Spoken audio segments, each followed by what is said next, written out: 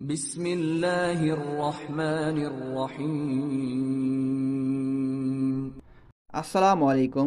আজকে মানবিক সাহায্য সংস্থা যেটি হচ্ছে এমএসএস একটি এনজিও, এটিতে একটি যে 685 জনের যে একটি নতুন সার্কুলার প্রকাশিত হয়েছে, এই নিয়ে ফুল ভিডিওতে আপনাদের সাথে আছি আমি আজহাতুল্লাহ। এই ফুল ভিডিওতে যে থাকবে কোন পদে কতজন লোক নিয়োগ নেওয়া হবে, কারা আবেদন করতে পারবেন, কীভাবে আবেদন করতে হবে এবং পেমেন্ট পদ্ধতি নিয়ে বিস্তারিত আলোচনা করব। তাই ভিডিওটি না টেনে ধৈর্য সহকারে শেষ পর্যন্ত দেখুন। আর ভিডিওর কোনো জায়গায় বুঝতে প্রবলেম হলে অবশ্যই আমাকে কমেন্টস করে জানাবেন। এছাড়াও বেশি প্রবলেম হলে ভিডিওর ডিসক্রিপশন বক্সে আমার ফেসবুকের লিঙ্ক দেওয়া থাকবে, আপনারা চাইলেও সেখানে গিয়ে আমার সাথে যোগাযোগ করতে পারেন। আপনাদের সমস্যা সমাধানের চেষ্টা করব ইনশাআল্লাহ। সো চলুন কথা না বাড়িয়ে চলে যাই ডিরেক্ট সার্কুলারে। সো এটি হচ্ছে এমএসএস এনজিওর নিয়োগ বিজ্ঞপ্তি, যেটা হচ্ছে দৈনিক প্রথম আলো পত্রিকায় 6 ডিসেম্বর 2024 সালে প্রকাশিত হয়। এবং এপাশে আমরা দেখতে পাচ্ছি নিয়োগের সূত্র দেওয়া আছে এবং সনদ নাম্বার দেওয়া আছে, সেই এনজিও সনদ নাম্বার। এরপর যদি আমরা একটু নিচে দেখি, এখানে দেখতে পাচ্ছি মানবিক সাহায্য সংস্থা এমএসএস জাতীয় পর্যায়ে সুপ্রতিষ্ঠিত একটি স্বেচ্ছাসেবী উন্নয়ন সংস্থা, যা 1974 সাল থেকে প্রান্তিক মানুষের দারিদ্র্য বিমোচন সহ বিভিন্ন প্রকার উন্নয়নমূলক কর্মকাণ্ড পরিচালিত করে থাকে। এখানে এটা বর্তমানে বাংলাদেশের শাখা আছে 162টি এবং এখানে বাংলাদেশের সকল জেলায় কিন্তু এখানে আপনারা সকল জেলা থেকে সকল প্রার্থী নারী পুরুষ উভয়ই কিন্তু আবেদন করতে পারবেন। এবং আমরা নিচে দেখতে পাচ্ছি পদের সংখ্যা এবং পদের নাম। প্রথম যে পদ সেটা হচ্ছে প্রোগ্রাম ম্যানেজার, যেটা হচ্ছে ক্ষুদ্র ঋণের উপরে, এবং এটির পদসংখ্যা হচ্ছে মোট 5 জন। এখানে আপনি যে কোনো বিষয় নিয়ে স্নাতকোত্তর বা মাস্টার্স পাস করতে হবে এবং অবশ্যই আপনার বয়স সর্বোচ্চ 48 বছর হতে হবে। এছাড়াও আপনাকে অবশ্যই এমআরএ সনদপ্রাপ্ত ক্ষুদ্র ঋণ প্রতিষ্ঠানে প্রোগ্রাম ম্যানেজার অথবা সমন্বয়কারী পদে ন্যূনতম 2 বছরের অথবা আপনাকে জেনারেল ম্যানেজার পদে ন্যূনতম 4 বছরের অভিজ্ঞতা সম্পন্ন থাকতে হবে ক্ষুদ্র ঋণ কার্যক্রমের উপরে। আবার এখানে আপনাকে অবশ্যই 10 বছরের কাজের অভিজ্ঞতা সহ আপনাকে ন্যূনতম 2 থেকে 3টি জোন অথবা 50টি শাখা পরিচালনার অভিজ্ঞতা থাকতে হবে। সেই ক্ষেত্রে কিন্তু এখানে আপনি আবেদন করতে পারবেন এবং এটির আপনাদের বেতন হচ্ছে আলোচনা সাপেক্ষে। এরপরে 2 নাম্বার যে পদ সেটি হচ্ছে এরিয়া ম্যানেজার, এটা হচ্ছে ক্ষুদ্র ঋণের উপরে। এখানে আপনাকে 10 জন নিয়োগ নেওয়া হবে এবং এখানে কিন্তু আপনি স্নাতকোত্তর বা সমমান ডিগ্রি বা অনার্স বা সমমান ডিগ্রি কমপ্লিট করলে কিন্তু মাস্টার্স বা সমমান ডিগ্রি কমপ্লিট করলে কিন্তু এখানে আপনি আবেদন করতে পারবেন। এছাড়াও এখানে সর্বোচ্চ বয়স হচ্ছে 42 বছর পর্যন্ত এখানে আপনি আবেদন করতে পারবেন। এছাড়াও দেখতে পাচ্ছেন এখানে এমএআর সনদপ্রাপ্ত ক্ষুদ্র ঋণ প্রতিষ্ঠানে আপনাকে এরিয়া ব্যবস্থাপক হিসেবে ন্যূনতম আপনাকে 1 বছর অথবা ব্রাঞ্চ ম্যানেজার পদে আপনি ন্যূনতম 4 বছর, মাঠ পর্যায়ে ন্যূনতম আপনাকে 8 বছর কাজের অভিজ্ঞতা থাকতে হবে। এছাড়াও অবশ্যই আপনাকে কমপক্ষে 4টি ক্ষুদ্র ঋণ শাখার কার্যক্রম সুপারভিশন ও মনিটরিং কাজের অভিজ্ঞতা থাকতে হবে। সেক্ষেত্রে কিন্তু এখানে আপনি আবেদন করতে হবেন। এখানে আপনার বেতন হবে 48,000 থেকে 44,268 টাকা পর্যন্ত। এবং এর তৃতীয় নাম্বার যে পদ সেটি হচ্ছে ব্রাঞ্চ ম্যানেজার, এটা হচ্ছে ক্ষুদ্র ঋণের উপরে এবং এখানে পদসংখ্যা আছে মোট 50টি। এখানে কিন্তু আপনি স্নাতক, অনার্স বা মাস্টার্স বা সমমান ডিগ্রি কমপ্লিট করলে কিন্তু এখানে আপনি আবেদন করতে পারবেন। এছাড়াও এখানে সর্বোচ্চ বয়স হচ্ছে 40 বছর পর্যন্ত। এখানেও কিন্তু আপনাকে এমআরএ সনদপ্রাপ্ত ক্ষুদ্র ঋণ প্রতিষ্ঠান থেকে স্বপদে আপনাকে অবশ্যই ন্যূনতম 1 বছরের এবং কমপক্ষে 4 বছর অথবা সহকারী শাখা ব্যবস্থাপক পদে আপনাকে ন্যূনতম এখানে 3 বছরের বাস্তব অভিজ্ঞতা থাকতে হবে এবং কমপক্ষে আপনাকে 6 বছরের অভিজ্ঞতা সম্পন্ন থাকতে হবে।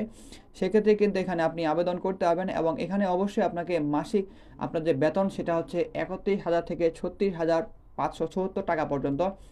এরপরে দেখতে পাচ্ছেন 4 নম্বর পদ হচ্ছে লোন অ্যান্ড সেভিং অফিসার, যেটা হচ্ছে এলএসএসও, যেটা হচ্ছে পদসংখ্যা হচ্ছে 20টি। এখানে শিক্ষাগত যোগ্যতা হচ্ছে যে কোনো স্বীকৃত বিশ্ববিদ্যালয়ের স্নাতক বা স্নাতকোত্তর বা অনার্স বা মাস্টার্স যে কোনো একটি আপনাকে কমপ্লিট করতে হবে। সেক্ষেত্রে কিন্তু আবেদন করতে হবেন। এখানে আপনি সর্বোচ্চ 32 বছর পর্যন্ত আবেদন করতে হবেন। এছাড়াও অবশ্যই আপনাকে এমআরএ সনদপ্রাপ্ত ক্ষুদ্র ঋণ প্রতিষ্ঠানের এসএমআই কর্তৃক আপনাকে ঋণের যে ক্ষুদ্র কার্যক্রম আছে মাঠ পর্যায়ে সেটা ন্যূনতম আপনাকে 2 বছরের বাস্তব অভিজ্ঞতা সময় থাকতে হবে। সেক্ষেত্রে কিন্তু এখানে আপনি আবেদন করতে পারবেন এবং এখানে আপনার বেতন হবে 23,000 থেকে 29,900 61 টাকা পর্যন্ত। এবং 5 নাম্বার পদটি হচ্ছে কমিউনিটি ডেভেলপমেন্ট অফিসার, এটা হচ্ছে সিডিও, এটার পদসংখ্যা হচ্ছে মোট 200টি। এখানে কিন্তু আপনি যে কোনো স্বীকৃত প্রতিষ্ঠান থেকে যে কোনো প্রতিষ্ঠান থেকে আপনি স্নাতক বা স্নাতকোত্তর ডিগ্রি কমপ্লিট করলে কিন্তু আবেদন করতে হবেন। এখানে সর্বোচ্চ বয়স 35 বছর পর্যন্ত আবেদন করতে হবেন। এছাড়া আপনাকে যে কোনো ক্ষুদ্র ঋণ প্রতিষ্ঠান থেকে আপনাকে অবশ্যই মাঠ পর্যায়ে ন্যূনতম আপনাকে 2 বছরের বাস্তব অভিজ্ঞতা সময় থাকতে হবে ঋণ গ্রহণের। সেক্ষেত্রে কিন্তু এখানে আপনি আবেদন করতে হবেন। এখানে আপনাদের বেতন হচ্ছে 22,000 থেকে 26,105 টাকা পর্যন্ত। এবং পরের 6 নাম্বার পদটি হচ্ছে প্রশিক্ষণার্থী কমিউনিটি ডেভেলপমেন্ট অফিসার, যেটা হচ্ছে টিসিডিও। এটার পদসংখ্যা হচ্ছে মোট 350টি। এখানে কিন্তু আপনি যে কোনো প্রতিষ্ঠান থেকে এখানে আপনি স্নাতক বা স্নাতকোত্তর ডিগ্রি বা অনার্স বা মাস্টার্স কমপ্লিট করলে আবেদন করতে হবেন। এখানে সর্বোচ্চ বয়স হচ্ছে 35 বছর পর্যন্ত। এখানে কোনো অভিজ্ঞতার প্রয়োজন নেই। এখানে বেতন হচ্ছে 16,000 থেকে 20,966 টাকা পর্যন্ত। এবং এখানে দেখতে পাচ্ছেন শাখা হিসাব রক্ষক, যেটার পদসংখ্যা হচ্ছে 50 জন। এখানে কিন্তু আপনি বাণিজ্যিক বিভাগ থেকে আপনাকে স্নাতক বা স্নাতকোত্তর ডিগ্রি কমপ্লিট করতে হবে। এখানে সর্বোচ্চ বয়স হচ্ছে 32 বছর পর্যন্ত। এবং এখানে আপনাকে অবশ্যই এখানে কোনো অভিজ্ঞতার প্রয়োজন নেই। এবং এখানে অবশ্যই আপনাকে যে বেতন দেওয়া হবে সেটা হচ্ছে 16,000 থেকে 20,966 টাকা পর্যন্ত। সো এই ছিল মূলত এমএসএস এনজিওর যে নিয়োগ বিজ্ঞপ্তির আপনার যে পদসংখ্যা, শিক্ষাগত যোগ্যতা এবং অন্যান্য যে অভিজ্ঞতা, এটা বললাম। এখন যদি আমরা একটু নিজে দেখি, সেখানে এখানে কিছু শর্ত দেওয়া আছে। শর্তের মধ্যেই এখানে 1, 2, 3, 4 ও 5 নাম্বার পদের জন্য অধিকতর দক্ষ, অভিজ্ঞ ও যোগ্য প্রার্থীদেরকে সর্বোচ্চ বয়স সীমা পর্যন্ত শিথিল করা হবে। এবং আপনাদের বেতন কিছু এখানে আলোচনা সাপেক্ষে দিতে হবে। এটা হচ্ছে আপনারা যারা 1, 2, 3, 4, 5 নাম্বার পদে আবেদন করবেন এবং আপনারা যারা এর আগে অভিজ্ঞ আছেন, দক্ষ আছেন, তাদেরকে এখানে কিন্তু আপনাদের যে কোনো বয়সে আপনারা কিন্তু আবেদন করতে হবেন। সেক্ষেত্রে অবশ্যই আপনাকে এখানে বয়স আপনার ছাড় দেওয়া হবে। এবং আপনার বেতন যেটা সেটা হচ্ছে এটার বিপরীতে আপনাকে আলোচনা সাপেক্ষে তাদের সাথে তারা আপনাকে বলে দিবে। আপনি তাদের সাথে আলোচনা করে আপনাদের বেতন সেটা কিন্তু তাদের সাথে আলোচনা করতে পারেন বা বলতে পারেন। এবং অন্যান্য শর্তের মধ্যে দেখতে পাচ্ছেন আপনাকে এখানে সকল পদের শিক্ষানবিশ কাল হচ্ছে 6 মাস। তবে কর্মক্ষেত্রে দক্ষতার ভিত্তিতে শিক্ষানবিশ কাল হ্রাস অথবা বৃদ্ধি হতে পারে। এবং 2 নাম্বারটি দেওয়া আছে সকল পদের শিক্ষার্থীদের সংস্থার যে কোনো কর্মস্থলে কাজ করার আগ্রহ থাকতে হবে। এছাড়াও 3 নাম্বার দেখতে পাচ্ছেন 1 থেকে 5 নাম্বার পদের শিক্ষার্থীদের শিক্ষানবিশ কালে মাসিক বেতন প্রার্থীর যোগ্যতা ও অভিজ্ঞতার ভিত্তিতে নির্ধারণ করা হবে। এটা হচ্ছে মূলত আপনি এই যে দেখতে পাচ্ছেন 1 থেকে 5 নাম্বার পদ, এই পদের যে বেতন আছে এখানে দেখতে পাচ্ছেন 5 নাম্বারের বেতন হচ্ছে সর্বনিম্ন 22,000 থেকে সর্বোচ্চ 26,000 টাকা পর্যন্ত। আপনার কাজের অভিজ্ঞতা এবং আপনার অন্যান্য যে যোগ্যতা সেটার ভিত্তিতে কিন্তু আপনার বেতন এখানে এটার মধ্যেই হবে। সো আপনারা যারা বেশি অভিজ্ঞতা তাদেরকে বেশি বেতন দেওয়া হবে। এবং আপনারা যারা একটু কম অভিজ্ঞ বা নতুন তাদেরকে কিন্তু এখানে একটু কম টাকা বেতন দেওয়া হবে। সকল পদের প্রার্থী থেকে বৈধ ড্রাইভিং লাইসেন্স এবং মোটরসাইকেল চালানোর বাধ্যতামূলক এখানে দেওয়া আছে। এবং এখানে দেখতে পাচ্ছেন 5 নাম্বার রুলসে দেওয়া আছে 6 ও 6 নং পদে ব্যতীত সকল প্রকার প্রার্থীদের কম্পিউটার, ওয়ার্ড, এক্সেল, বাংলা ও ইংরেজি টাইপ এবং ইন্টারনেট ব্যবহার জানা থাকতে হবে। এছাড়াও 6 নাম্বার দেওয়া আছে যোগদানের সময় সকল প্রার্থীর জন্য মা, বাবা অথবা আপনাকে আপনার আপন ভাই, বোন বা নিকট আত্মীয়কে যে কোনো দুইজনকে জামিনদার হিসেবে নিশ্চয়তা প্রদান করতে হবে। এবং 7 নম্বরে দেওয়া আছে চাকরি যোগদানের সময় সংস্থার নিয়মাবলী 3 থেকে 4 নাম্বার পদের এখানে প্রার্থীদেরকে আপনাকে 15,000 এবং 5 থেকে 7 নাম্বার প্রার্থীদেরকে 10,000 টাকা জামানত হিসেবে প্রদান করতে হবে। এবং এটা হচ্ছে আপনাকে সংস্থার উপরে দেওয়া থাকবে। এবং আপনারা যারা চাকরি থেকে অব্যাহতি নেবেন বা আপনারা যারা চাকরি ছেড়ে দেবেন তাদেরকে এখানে এটা হচ্ছে অফেরতযোগ্য। এবং এটা হচ্ছে টাকায় কোনো আপনার লাভ দেওয়া হবে না, শুধু আপনাকে এই যে টাকা সেটা কিন্তু ফেরত দেওয়া হবে। এটা হচ্ছে 3 থেকে 4 নাম্বার পদের জন্য আপনাকে 15,000 টাকা এবং 5 থেকে 7 নাম্বার পদের জন্য আপনাকে 10,000 টাকা জামানত দিতে হবে। এবং 8 নাম্বারে দেওয়া আছে এখানে ফোন ভাতা, মোটরসাইকেলের জ্বালানি, রক্ষণাবেক্ষণ ইত্যাদির মাসিক বেতন আপনাকে এখানে অন্তর্ভুক্ত নয়। এগুলার বেতন আপনাকে আলাদাভাবে দিবে তারা। এরপরে যদি আমরা দেখি অন্যান্য সুযোগ সুবিধা, এখানে উৎসব ভাতা আছে, তারপরে বার্ষিক ইনক্রিমেন্ট আছে প্রভিডেন্ট ফান্ড, গ্র্যাজুয়েটি আছে, তারপর কর্মীদের নিরাপত্তা তহবিল আছে, তারপর আপনাদের মোটরসাইকেল জ্বালানি রক্ষণাবেক্ষণ ভাতা দেওয়া আছে, তারপরে আপনার মোবাইল বিলের ভাতা, মোবাইলের যে ভাতা সেটা দিবে, আমার মোবাইল বিলের আর কি। তারপরে আপনার চিকিৎসা অনুদান, মৃত্যু অথবা দুর্ঘটনাজনিত আপনাকে যে আর্থিক সহায়তা সেটা দেওয়া হবে।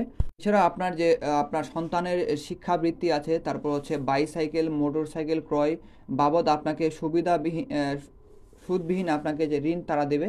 সো এইগুলো মূলত তাদের সুযোগ সুবিধা। এবং নিচে যদি আমরা দেখি আবেদনের যে প্রসেস, সেটা হচ্ছে এখানে আপনাকে 31 ডিসেম্বর 2024 সালের মধ্যে কিন্তু আপনার যে জীবন বৃত্তান্ত সহ আপনার সকল শিক্ষাগত যোগ্যতা সনদপত্র, তারপরে আপনার জাতীয় পরিচয়পত্র অথবা জন্ম নিবন্ধনের ফটোকপি, এছাড়া আপনাকে বর্তমান ও সর্বশেষ কর্মস্থলের প্রতিষ্ঠানের আইডি কার্ডের ফটোকপি, সেটা হচ্ছে অবশ্যই আপনাকে দিতে হবে। যদি আপনার অভিজ্ঞতা থেকে থাকে সেক্ষেত্রে অবশ্যই এটা আপনাকে দিতে হবে। এরপর দেখে সদ্য তোলা 1 কপি পাসপোর্ট সাইজের রঙিন ছবি।